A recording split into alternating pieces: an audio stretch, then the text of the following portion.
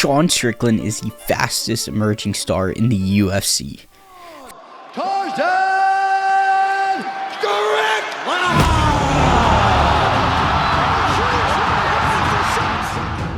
We'll get you ring girls, we'll get you two at the same time, bro. Oh man, no, if I kill someone in the ring, I'd fucking make me very happy.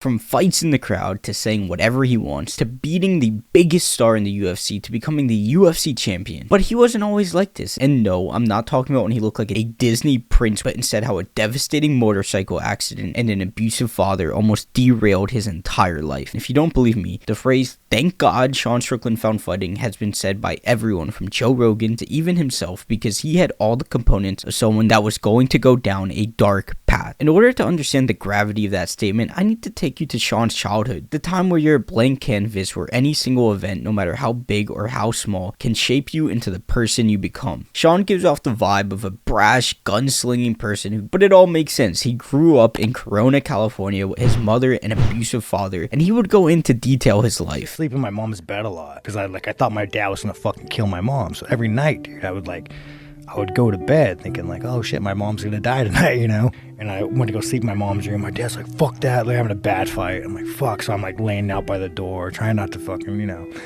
And I'm like, fuck it, like I just don't feel good about this tonight. I don't feel good about it tonight. So I like crawl under the bed. So my dad gets on top of my mom and he starts fucking like strangling her, right? And he's like, I'm gonna fucking kill you tonight. So me being a little kid, I get up. I'm like, fuck, the only thing I see is the guitar. My sister's guitar, she's still mad at me about it. I grab the guitar, just fucking smack it off his head, grab the phone, call the cops, run down the hill. Oh my God. Dude, I remember like laying in bed. Like I remember I stopped believing in God, man. Like fucking, like I had fucking, yeah, it's crazy shit, dude. Crazy shit, man. Yeah. Yeah, I'm sorry, bud. So, man, I think it's one of the hard things that people don't understand, like trauma, you know? Yeah.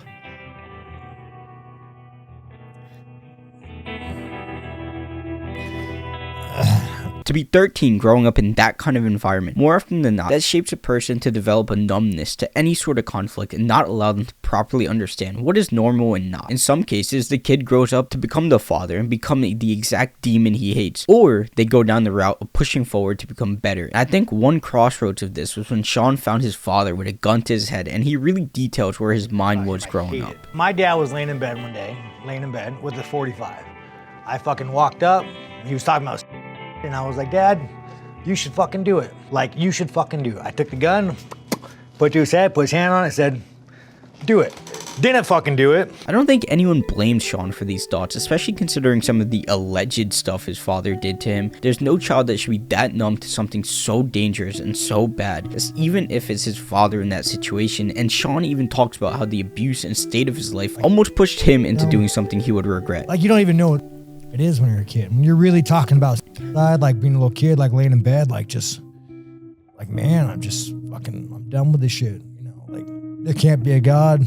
That makes me sad. Yeah, it's fucked up, dude. To be honest with you, I didn't discover this until making this video because the podcast came out while I was scripting this, but to understand that Sean Strickland of all fighters was going through this puts into perspective how someone can be dealing with something but still manage to pick himself up to become the person who he is today. Between his father as well as his own demons, he was forced to grow up and try and find a lifeline and purpose to get himself out of this pain and trauma. Sean Strickland's father ends up passing away at the age of 50 due to cancer, but everything took a turn when Sean's mother took him into an MMA gym at the age of 14. Parents starting their kids with MMA is nothing new. From Leon and his mother to Khabib and his father, these fighters mainly start for 3 different reasons. 1, to escape something going on in their lives. 2, to learn how to protect themselves. Or 3, the love and interest in the sport. And more often than not, it's never the last option. But when Sean started MMA, he detailed how much he loved getting the shit beat out of him by other fighters, which is unusual. I don't think this is unusual for people who live these kind of lives the way Tony Ferguson describes it. When I'm hurt, I love it.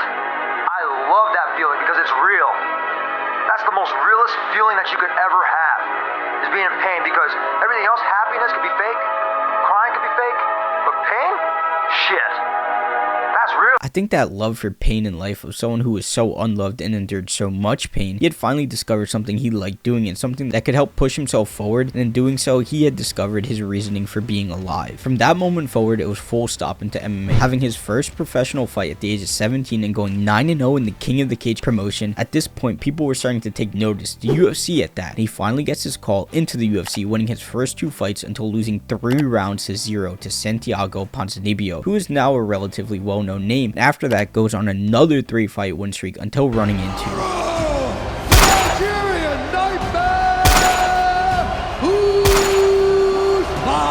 Sean got 30-26 on 2 of the scorecards by Kamaru Usman, who has gone on to become the 2nd greatest welterweight of all time, and by the end of his career, Kamaru could go on to even better things. Sean did win his next fight, but once again, everything changed.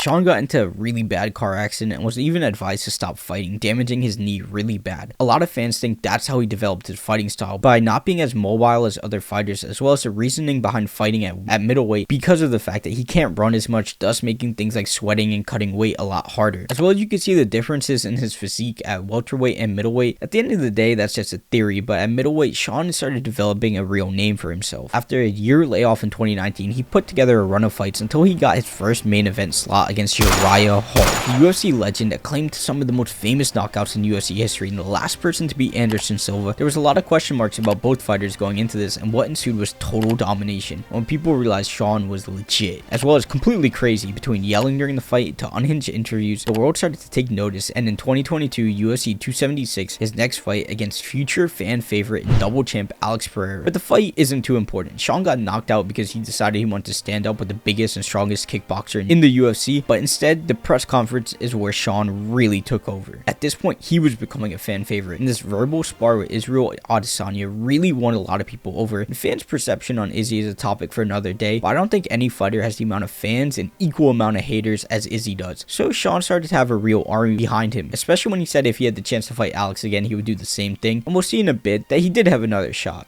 Kinda. But he ended 2022 with a decision loss to Cannonier that a lot of people thought he won, and he really showed that his style works, and against a powerful striker at that. You see most fighters train with big gloves, shin pads, and don't really go all out until the fight, except Sean doesn't do that. He spars with 4-ounce gloves and has a heavy boxing style, and in doing so, his defense is extremely unique. Whereas some fighters defend by moving out of the way, slipping, and constant movement, he defends by blocking and catching most of the kicks with his hands, which allows him to quickly land strikes after, as well as he always pushes forward to an extreme extent. Sean would really start to refine the style and make it easily viable, taking a fight just 4 weeks after the Cannonier loss, amassing 2 main event victories in a row until landing a title shot on short notice against the greatest striker in the history of the UFC, Isreal Adesanya. Izzy had gone from a star to a superstar in between the UFC 276 press conference in 2022 and now in 2023, going through his deep rivalry with Alex Pereira, from losing the belt in Madison Square Garden to knocking Alex Pereira out cold in Miami. Izzy was then set to fight Dricus du Plessis in Australia, his neighboring country of New Zealand, but Dricus pulled out of this fight. Sean was not supposed to have a shot in this fight. Izzy was someone who 50-45, Cannonier, Vittori, knocked out Paulo Costa, Robert Whittaker, Alex Pereira, Derek Brunson, and even has a win over Anderson Silva, a kickboxing record of 75 wins to 5 losses, and he even has a boxing record of 5 wins to 1. Sean wasn't as powerful as Cannonier or Costa, or as technical as Alex Pereira, and his wrestling didn't seem near to Vittori. All of this, as well as Sean never beating anyone in the top 5 and going to Australia on short notice, Sean even looked dead at the weigh-in, with DC and the others looking really concerned at him because he could barely do his post-weigh-in interview.